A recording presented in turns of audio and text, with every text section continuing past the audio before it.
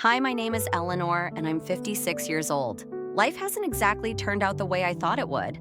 My husband, Jonathan, passed away 2 years ago. He was a kind man, but distant, always lost in his work or thoughts when he was gone. I thought I'd spend the rest of my days quietly gardening, attending family events, and reading in the evenings that summer. Nathan came to visit. Nathan is Jonathan's nephew, 28 years old and full of a restless energy that I couldn't quite place. He had just finished a long stint in the city and wanted to spend some time in the countryside, away from the noise. At first, he kept to himself, walking through the woods or reading on the porch. But slowly, we started talking about everything and nothing. He had a way of asking questions that made me feel seen, really seen. For the first time in years, one afternoon I was struggling with a creaky old fence in the garden when Nathan offered to help. He worked silently, but with purpose. And I couldn't help but notice how different he was from Jonathan, where Jonathan was always preoccupied. Nathan seemed present, grounded as the days passed. I found myself looking forward to our talks. There was something about his company that brought a lightness to the air, a sense of possibility I hadn't felt in years. One afternoon, as the sun filtered through the trees, I decided to tackle the attic. It was one of those projects I'd been putting off for years. Too many memories, too much dust. I tied my hair back, grabbed some old boxes, and started sorting through them. Nathan appeared in the doorway, his shirt sticking to his skin from the summer heat. "Need a hand?"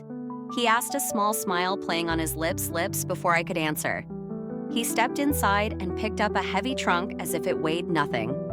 "Careful," I said, "that's probably older than both of us combined." He chuckled, setting it down gently. "Then it's a good thing I'm here to help." As we worked, we came across a box of old photographs. I couldn't help but smile as I showed him pictures from my younger days. He studied each one carefully, his green eyes thoughtful. You were beautiful," he said softly, holding up a picture of me in my 20s. I laughed, brushing it off. "That was a long time ago." "Doesn't matter." He set his gaze lingering on the photo before meeting mine. There was something in his eyes, something unspoken but unmistakable. The air in the room felt heavier, like the space between us had shifted. I looked away, focusing on the box in front of me. These old things, they're just reminders of a life that feels so far away now. Nathan moved closer, his voice low. "Maybe it doesn't have to feel so far away." I froze, unsure of what to say. His words hung in the air, filled with a weight I didn't know how to carry. "Eleanor," he said gently, his hand brushing mine as he reached for a photo. "You don't have to do this alone. Life does end just because someone you loved is gone." I looked up at him, my heart pounding. There was so much I wanted to say, but the words wouldn't come instead. I nodded, letting his words sink in. That evening, the house felt quieter than usual. Nathan had gone out for a walk, leaving me alone with my thoughts. I sat on the porch, a cup of tea in my hands, watching the sun dip below the horizon. My mind kept drifting back to the attic, to the way Nathan's words had stirred something in me. When he returned, his cheeks were flushed from the evening air. He sat down across from me, his gaze thoughtful. "You okay?" he asked, breaking the silence. I nodded, though I wasn't entirely sure. "Just thinking about what I hesitated. Then decided to be honest about what you said earlier about not doing this alone." Nathan leaned forward, resting his elbows on his knees.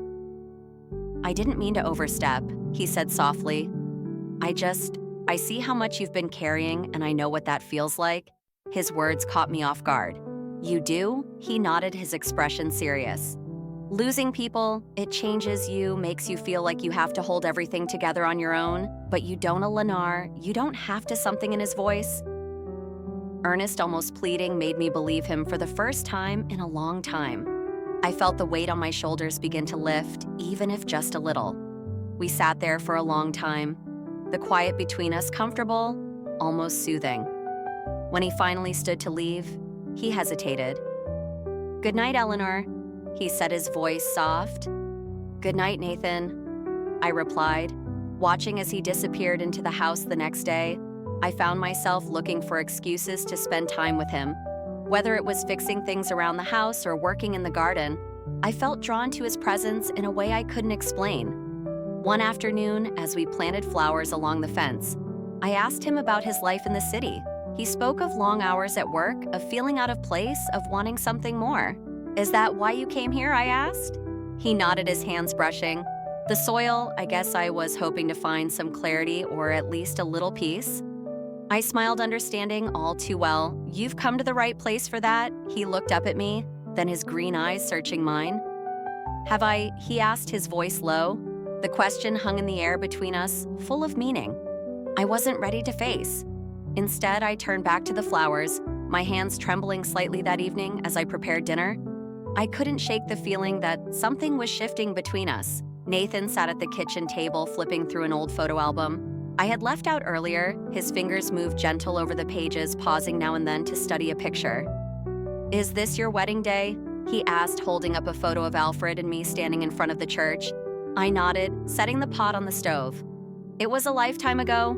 You look happy," he said, though there was a hint of something else in his tone. Curiosity, perhaps, or sadness we were. I replied, keeping me focused on the vegetables I was chopping in our own way. He closed the album and leaned back in his chair. His gaze fixed on me, and now I stopped chopping and turned to face him. And now I'm figuring out what comes next. Nathan's eyes softened, and for a moment, neither of us spoke. The silence was heavy, but not uncomfortable as the days went by. Us conversations grew deeper. He told me about his childhood, his dreams, and the things that had left him feeling lost. I shared stories of my own ones. I hadn't spoken aloud in years. One night, as we sat on the porch watching fireflies dance in the darkness, Nathan turned to me. "Do you ever think about starting over?" he asked. "Starting over?" I repeated, unsure of what he meant. "Yeah," he said, "leaving the past behind, finding something new, someone new." His words caught me off guard, but I didn't look away. "I don't know," I admitted, 8:20. "I guess I've always thought it was too late for that." "It's never too late," he said softly, his gaze steady. The turning point came on a rainy afternoon. The storm had rolled in quickly, and we found ourselves trapped inside. I was in the living room sorting through old books when Nathan joined me. "Need help?" he asked, his voice warms. I smiled.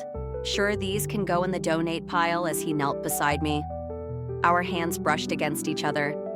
The touch was brief, but it sent a spark through me, a reminder of how alive I still was.